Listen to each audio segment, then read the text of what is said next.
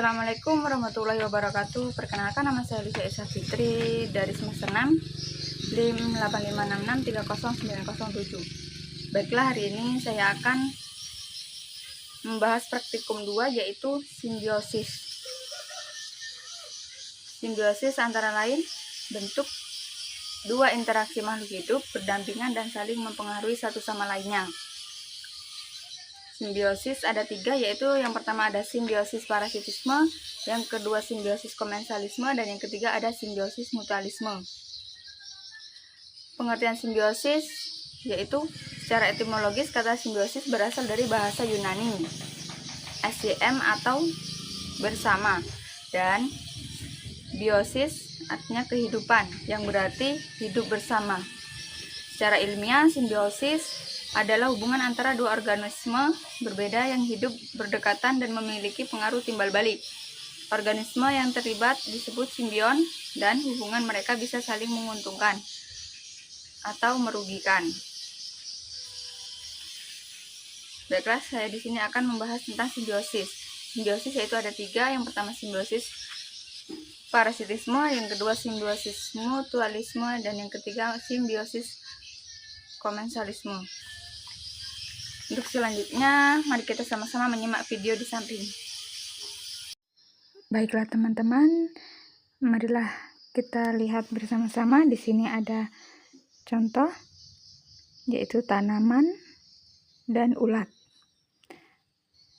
Dari simbiosis parasitisme merupakan bentuk interaksi antara dua makhluk hidup dari spesies yang berbeda, di mana salah satu pihak mendapatkan keuntungan sementara pihak lainnya dirugikan. Dalam konteks hubungan antara tumbuhan dan ulat bertindak sebagai parasit, sedangkan tumbuhan menjadi inangnya. Ulat yang merupakan fase larva dari serangga atau seperti kupu-kupu atau menyengat, umumnya memakan bagian daun tumbuhan untuk memenuhi kebutuhan nutrisinya selama masa pertumbuhan. Daun merupakan bagian vital bagi tumbuhan karena berperan dalam proses fotosintesis, yaitu proses menghasilkan energi dan makanan bagi tumbuhan itu sendiri.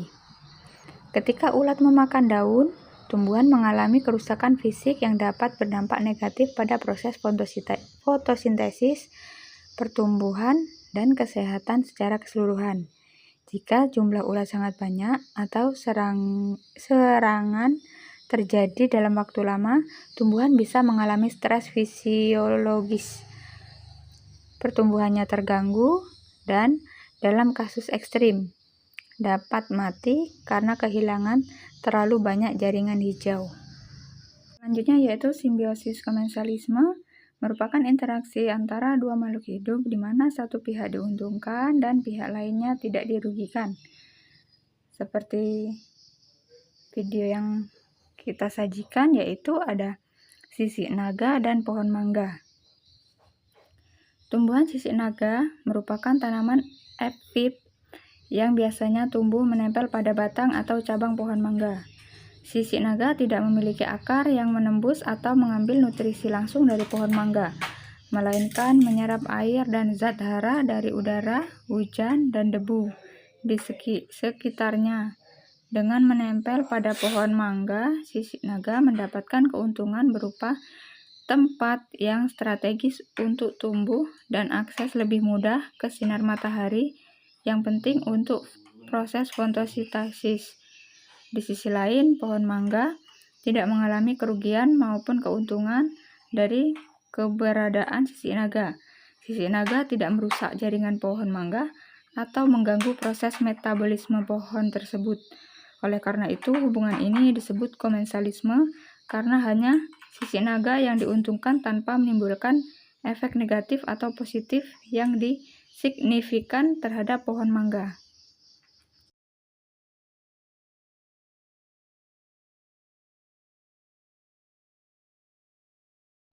Berdasarkan hasil pengamatan, simbiosis mutualisme adalah hubungan antara dua organisme dari spesies berada di mana satu organisme memperoleh manfaat, sementara organisme lain tidak dirugikan maupun diuntungkan. Dalam konteks hubungan antara cacing tanah dan pohon pisang, hubungan ini dapat dianggap sebagai mutualisme karena cacing tanah mendapatkan keuntungan, sedangkan pohon pisang tidak dirugikan maupun diuntungkan secara langsung oleh keberadaan cacing tanah. Cacing tanah hidup di dalam tanah dan memakan sisa-sisa organik seperti daun dan akar yang membusuk. Dengan aktivitasnya, cacing tanah mengemburkan tanah dan memperbaiki struktur tanah, sehingga kondisi lingkungan akar pohon pisang menjadi lebih baik. Cacing tanah juga membantu menguraikan bahan organik menjadi bentuk nutrisi yang lebih mudah diserap oleh akar tanaman. Itulah tadi simbiosis dari parasitisme, komensalisme, mutualisme. Ada yang saling menguntungkan, ada yang saling dirugikan, dan tidak sama sekali dirugikan.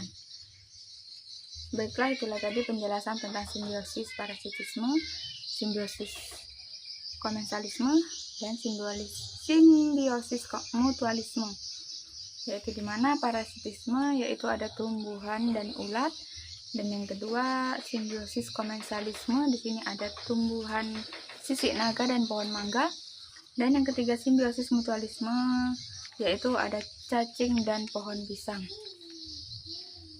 Mungkin itu saja video yang bisa saya sampaikan. Kurang dan lebihnya saya mohon maaf. Saya akhiri. Wabillahi taufiq wal hidayah. Wassalamualaikum warahmatullahi wabarakatuh.